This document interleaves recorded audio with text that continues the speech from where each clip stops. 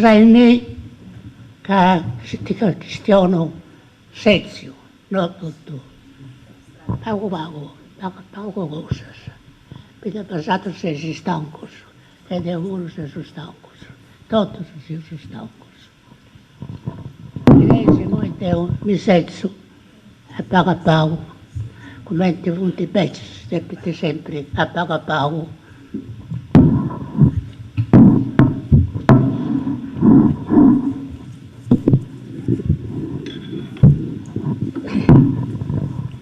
Io sono felice di essere qui con voi e di vedere realizzata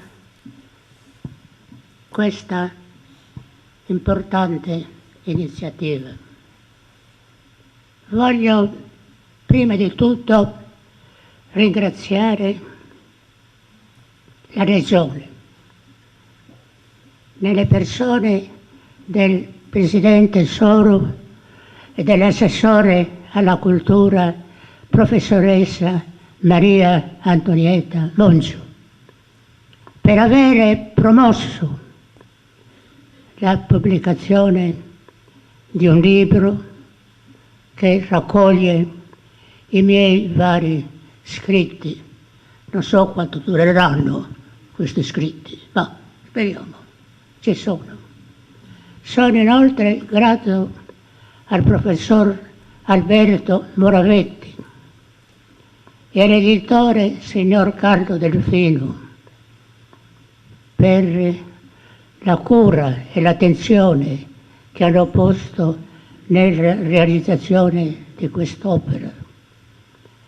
E saluto anche la direttrice della biblioteca universitaria, dottoressa Esther Cessa, che gentilmente ci ha ospitato.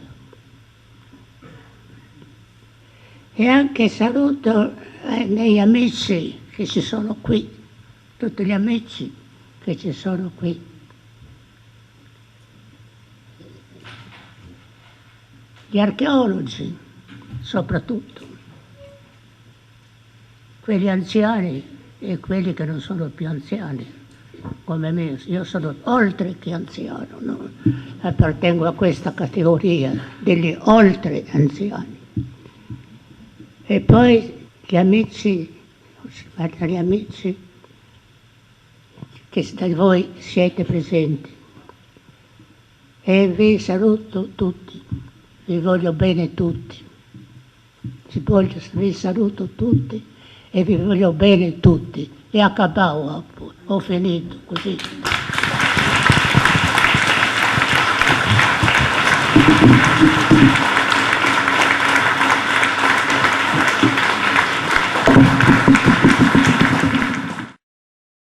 Quello che ho fatto non sono io a giudicarlo, dovete voi a giudicarlo.